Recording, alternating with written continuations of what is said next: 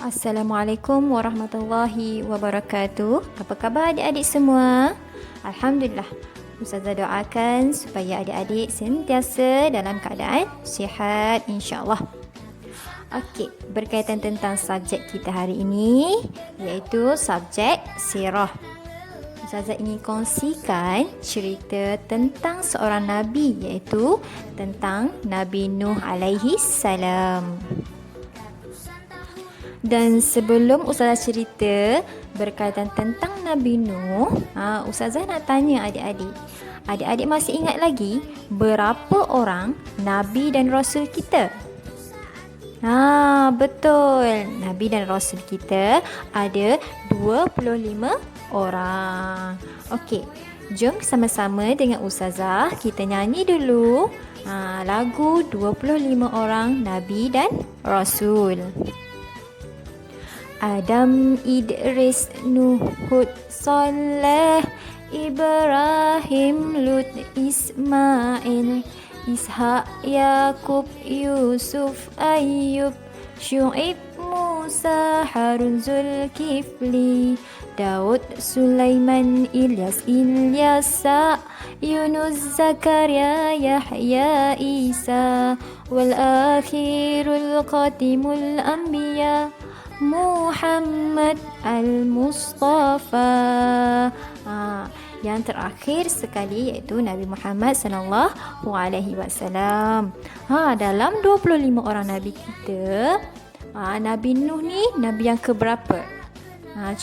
Cuba adik teka.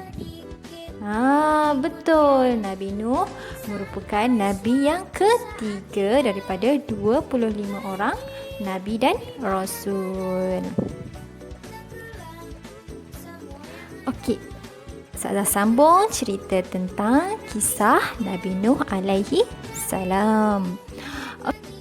Nabi Nuh merupakan nabi yang diutuskan oleh Allah supaya berdakwah kepada pengikutnya untuk memeluk Islam, untuk beribadah kepada Allah, untuk menyembah Allah.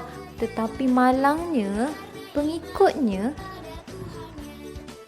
Nabi Nuh alaihi salam merupakan nabi yang diutuskan oleh Allah supaya berdakwah kepada pengikutnya, supaya memeluk Islam, supaya menyembah Allah, berbuat kebaik kepada manusia.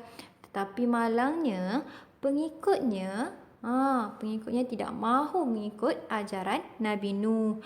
Pengikutnya tidak mahu beribadah kepada Allah, tidak mahu menyembah Allah, berbuat jahat, minum arak.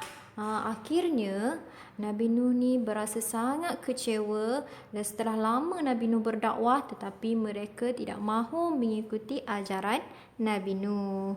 Nabi Nuh kecewa, sedih, dan Nabi Nuh berdoa kepada Allah. Ya Allah, ya Tuhanku, kau turunkanlah bala kepada mereka yang tidak mengikuti ajaran, yang tidak menyembahmu, ya Allah.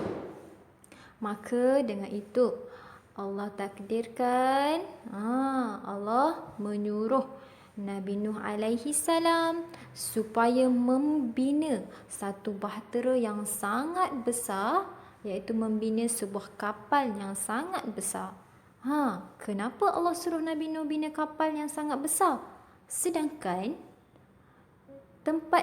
kawasan tersebut jauh daripada sungai. Kapal kan bergerak dalam air. Boleh ke kapal bergerak di atas jalan raya? Bergerak di atas bukit?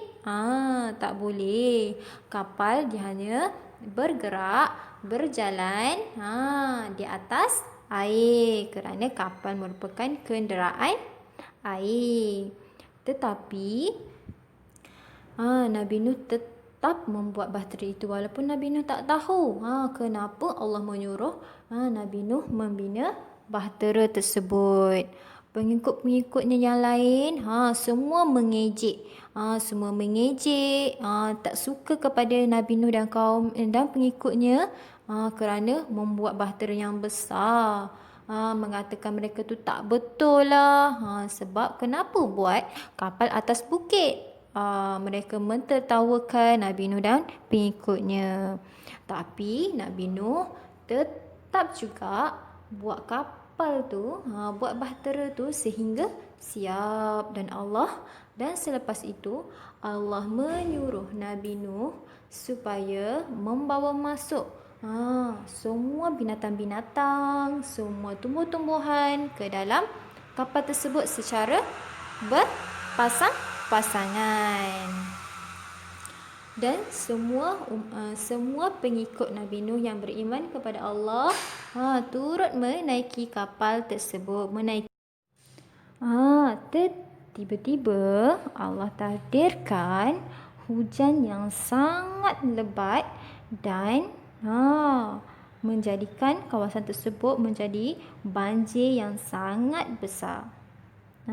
Tenggelam semua pokok-pokok, rumah-rumah, bukit, semua tenggelam sebab banjir yang sangat besar. Dan Allah tenggelamkan semua orang-orang yang kafir, yang tidak mahu menyembah Allah. Dan Allah selamatkan semua mereka yang menaiki kapal tersebut, menaiki bahtera Nabi Nuh tersebut. Semua yang menaiki kapal, haiwan-haiwan, binatang yang menaiki bahtera dan kapal tersebut selamat. Okey, adik-adik nak selamat di dunia dan di akhirat?